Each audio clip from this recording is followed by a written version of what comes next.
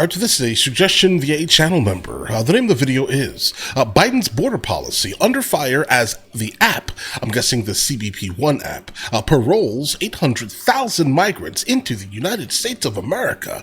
That is a mouthful, guys. Let's check it out. Well, immigration is a top issue among voters, especially in border states like Texas. Recent changes in the Biden administration's policies have resulted in fewer illegal crossings.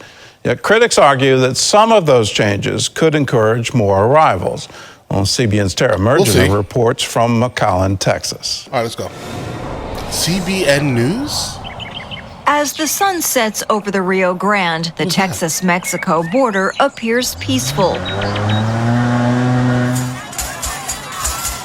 Once the major hotspot for illegal crossings, the situation is changed due to Texas spending billions toward aggressive border enforcement, from barbed wire and floating buoys to the National Guard. If you cross in Texas, you will be prosecuted. While illegal immigration is down overall in Texas, the numbers show many migrants are rerouting to other states, often with smugglers, due to Governor Greg Abbott's enhanced border security.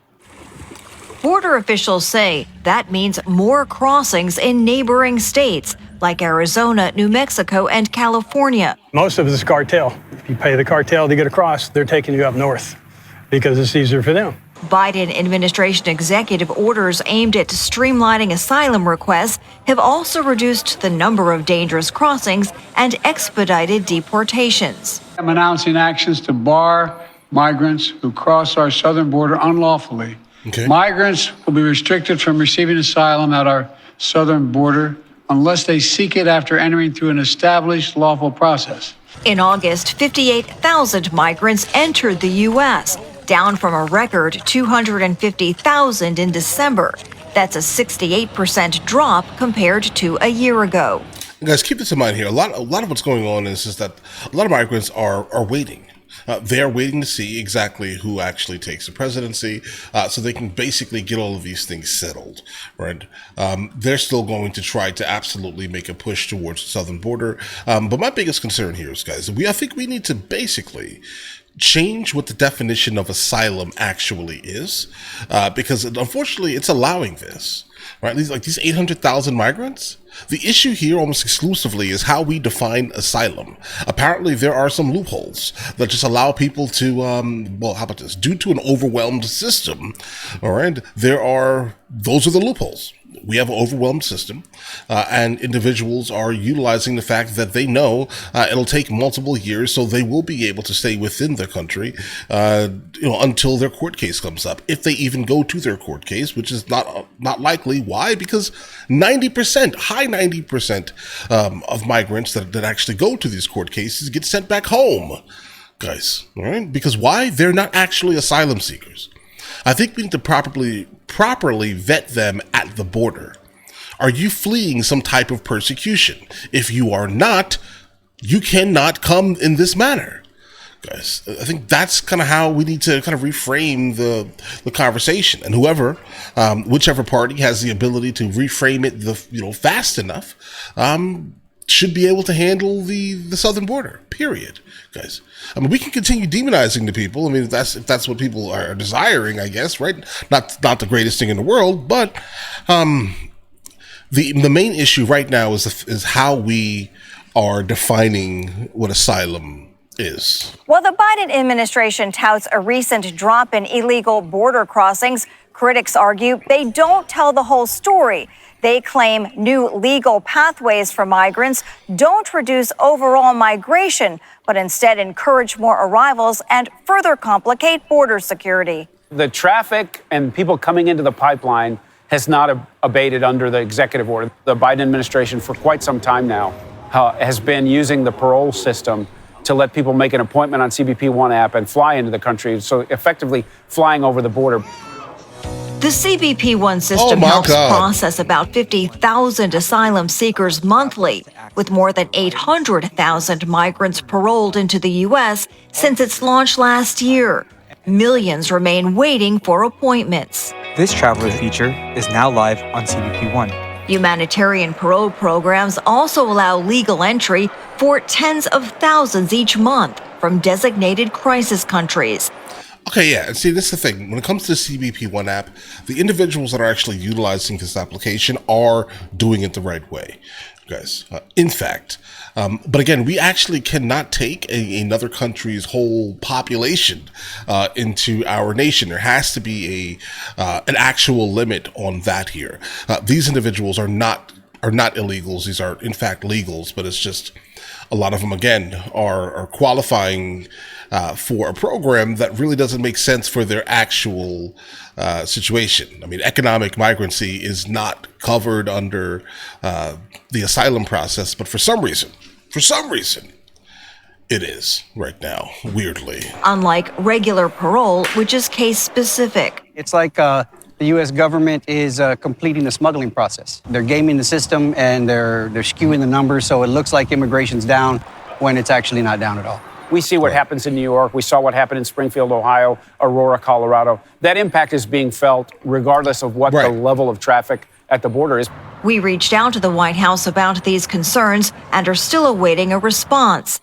Meanwhile, agents also point out the flow of dangerous drugs into the U.S. has not stopped. So far this year, border authorities report seizing at least 10,000 pounds of. They still bring dope through the river. The drug crossings obviously have not slowed down, and we hear it every day, and we see it every day, and the talk about fentanyl, and it's very real. And they say so is the potential terror threat to the United States, as individuals from more than 160 countries still show up to cross. You just need one person. Or in the event of 9/11, what was it, 9 people? Yeah. You don't need many to cause us a lot of problems. Absolutely havoc. Problems those on the front lines insist will continue no matter which method migrants choose to get here. In McAllen, Texas, Tara Mergener, CBN News. To be honest, yeah, I think so. Like, how do you stop something like that?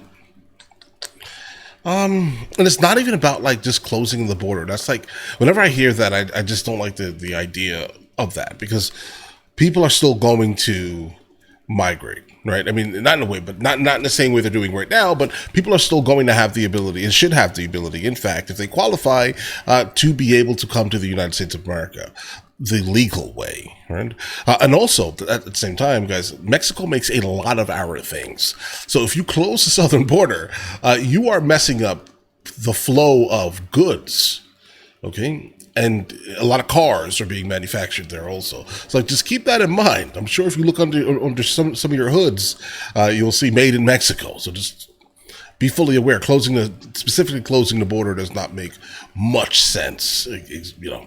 But anyway. Well, Tara's been reporting on this for years and raised the alarm at the beginning of the Biden administration. Then it was 200,000, 300,000 a month. So here we are, getting ready for an election, and suddenly the Biden administration is now concerned about immigration and making, we're going to have executive orders and we're going to change the rules and do all of that. The reason it's been slowed down in Texas is because of Governor Abbott. And here's the kicker on that one. The federal government sued the state of Texas for doing when they tried to enhance their own border, to say we can't handle this influx of immigration. This is overwhelming us. It's overwhelming our law enforcement. It's overwhelming housing. It's overwhelming all our social services. We have to put a stop to it. And the federal government sued them and said, you can't do that. This whole issue is mind-boggling to me, because when you add 9 million people to our country, what does that mean? What does that mean for employment? What does that mean for? Are they going to be taxpayers? Well, yes, by definition. If it's not just like specifically going to the IRS tax, local tax will absolutely, in fact, increase due to their existence of spending money. Local taxes increase, yes. to answer that question. Are they going to be taxpayers? They've come illegally. Are they now going to live lawfully? What's that going to do to the rental market? You have 9 million new people that need housing. Is that going to drive up the housing cost? But the strain on social services, I mean, you're hearing it from the city of Chicago, and those are Democrats. You're hearing it from the city of New York. Those are Democrats. They're saying you've got to make this stop. It's become unmanageable. I don't understand the end game. Why in the world would you allow 9 million people in here illegally? It just doesn't make any sense to me. And I've said repeatedly, if you don't enforce your borders, you're no longer really a country. You've got to maintain citizenship. You have to maintain certain rights for social services that the taxpayers are paying for. You just can't have a welcome sign on your southern border and everybody come and participate in the wonders of America. It doesn't work, and it doesn't work long time. It's amazing to me, the doublespeak now, but that's, I guess, It just ended. But listen, guys. Yeah, it's all politics. Like, the only reason why the White House is trying to do anything is because they realize that the United States of America, the citizens of the United States of America, are becoming increasingly, absolutely aggravated at the fact that they're doing literally nothing to prevent this from happening. Okay, obviously there's an election coming up, and this is the reason why they're now trying to do, at the very least, something. That's it. It's the only reason why. Show of force, right? To show that they're actually doing something. Please vote for me, right? That's it.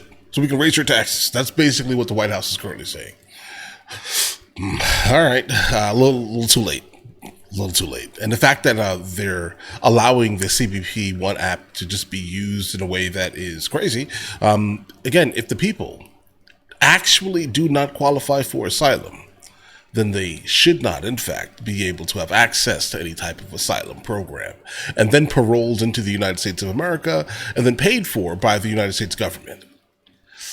Ooh, I don't like the idea of that, guys, okay?